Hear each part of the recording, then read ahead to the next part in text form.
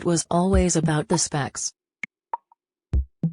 Ever since Michael Caine appeared on our movie screens as secret agent Harry Palmer in 1965, the deliberately unglamorous spy created as the antithesis of James Bond, the heavy, square frames of his glasses were a key part of the look.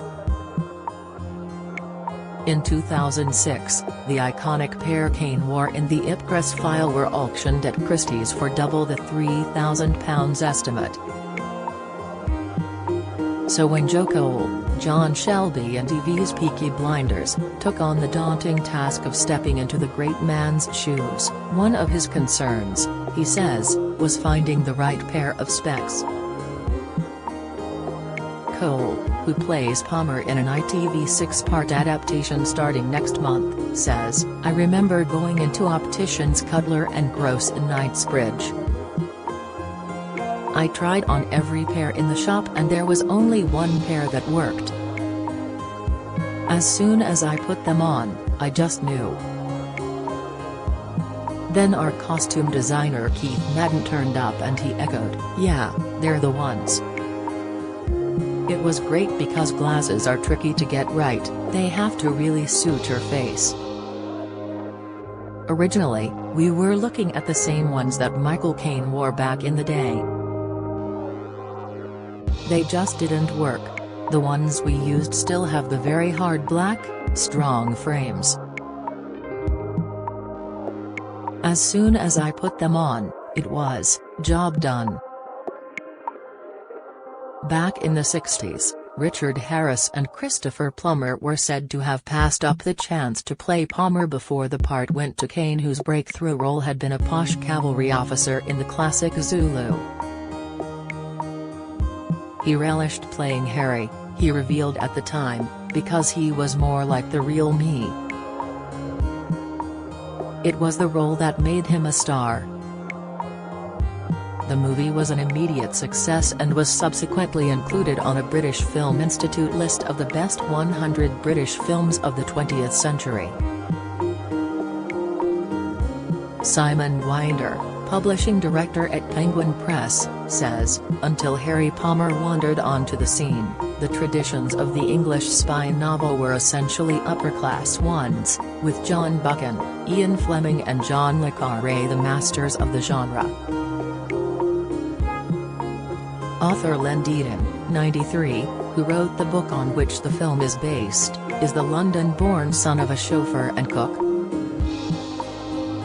He worked as a commercial artist, having trained at St Martin's School of Art and the Royal College of Art. He knew Soho like the back of his hand. Had also seen a fair bit of the world, having completed 2.5 years of national service with the RAF and worked as a flight attendant with British Overseas Airways.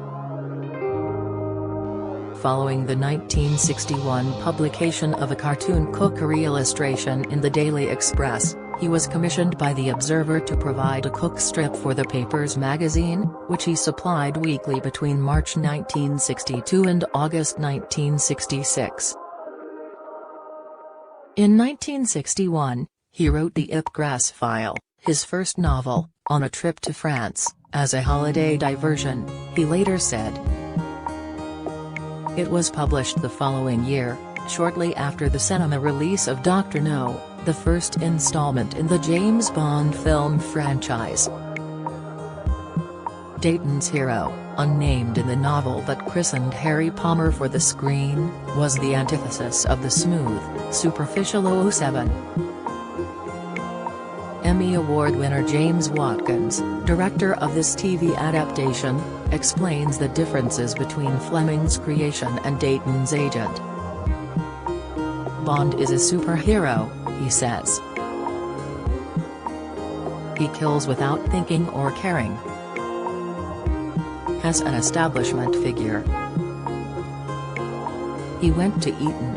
He uses his fists and his weapons more than his brain, gadgets rather than real life.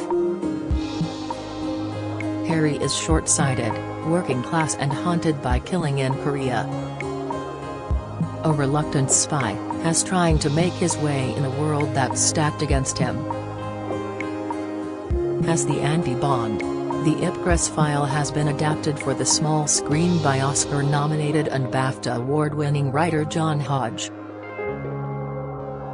It was shot in Liverpool, doubling for London, and Croatia, doubling for Helsinki, Beirut and the Pacific. It also stars Lucy Boynton, Bohemian Rhapsody, Tom Hollander, The Night Manager, and Ashley Thomas, Salvation. Set amid the highly charged atmosphere of the Cold War as it rages between the West and East, Palmer is a British Army sergeant on a make in Berlin. In this newly partitioned city, a sharp working-class young man with sophisticated tastes can make a lot of money. Wholesaler, retailer, fixer, smuggler, Harry's varied interests bring him into contact with everything and everyone, until the law catches up with him and has sentenced to 8 years in a grim military jail. But his impressive network and efficiency have not gone unnoticed, and a gentleman from British intelligence has a proposal. To avoid prison, Harry will become a spy. When he got the part, Joe Cole didn't plan to watch the 1965 film, he says. But when I got up to Liverpool to start shooting, I thought, maybe I'd better check this out. I appreciated it for what it is and what it was.